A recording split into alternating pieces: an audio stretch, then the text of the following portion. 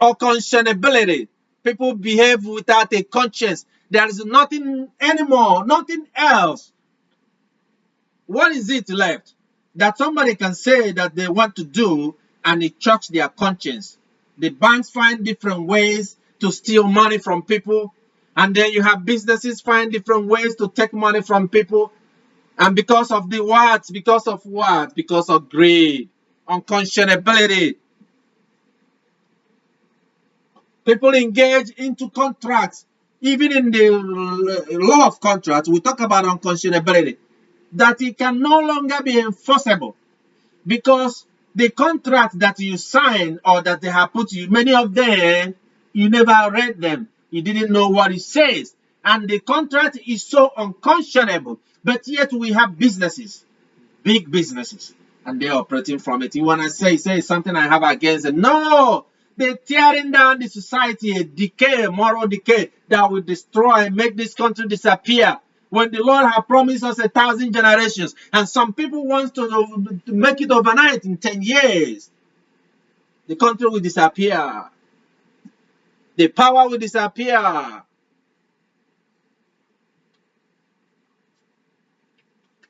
And we have leaders that sit down in Washington and argue about nothing and do nothing about what is the most important thing about our life, to protect our nation and our people. And to you that is being protected wherever you may be, you have no protecting yourself. How can your government protect you? You sign and engage in all kinds of things, and then you cry out foul and expect that somebody will come to rescue you when you have done it for yourself. Be wise and think about your actions.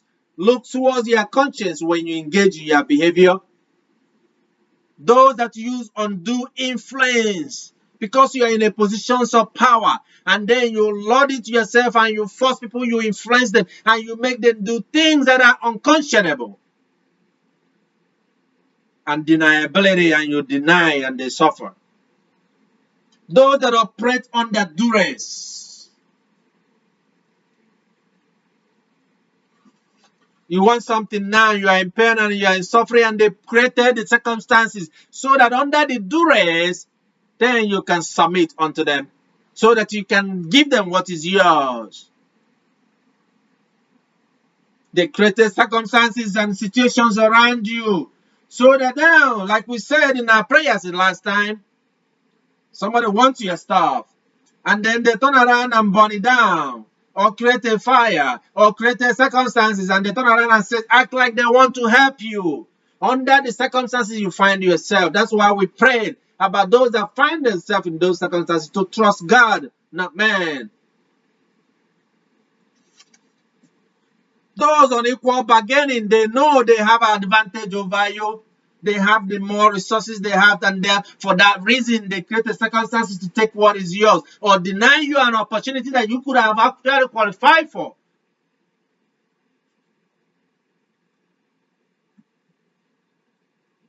People make products with no warranty no more.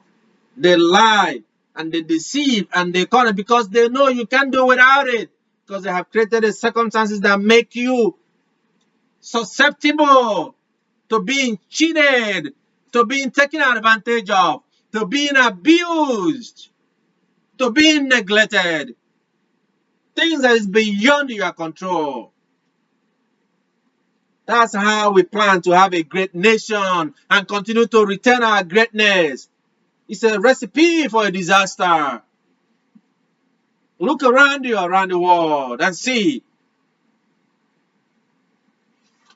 that human beings are the cause of the degradations of the society and the world, including the environment, unconscionable behaviors.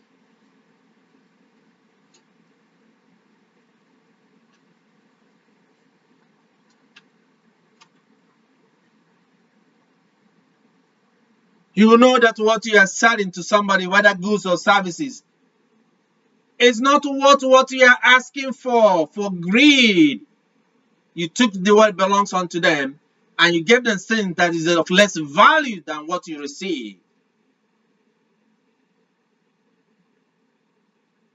or somebody gave you something that is worth more than what you pay for, instead of you to return the excess or return or pay more money for what you have received, you keep it unto yourself. Is that capitalism?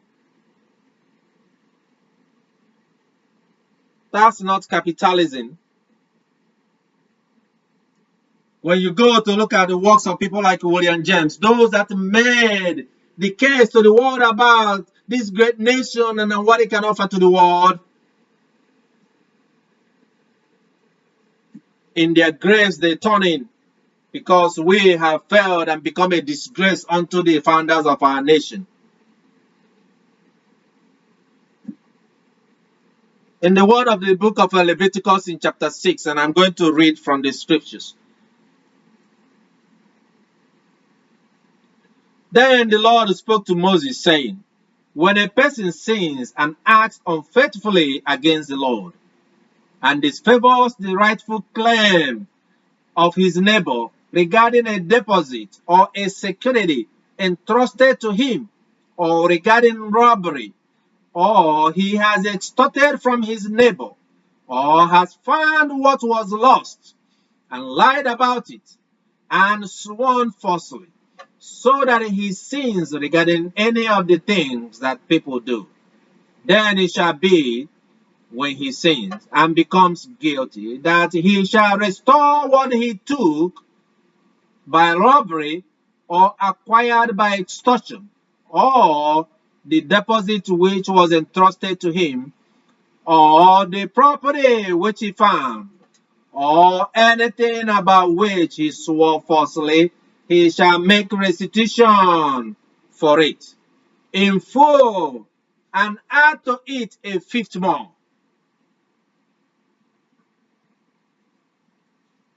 He shall give it to the one to whom it belongs on the day he presents his guilty offering.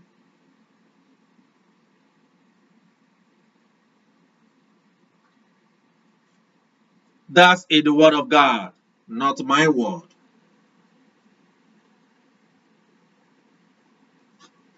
Are you going to live according to the word of God? Or you can choose to live according to the desires of the flesh, to gather all the material things, that the Western civilization has gone so low to the point of being completely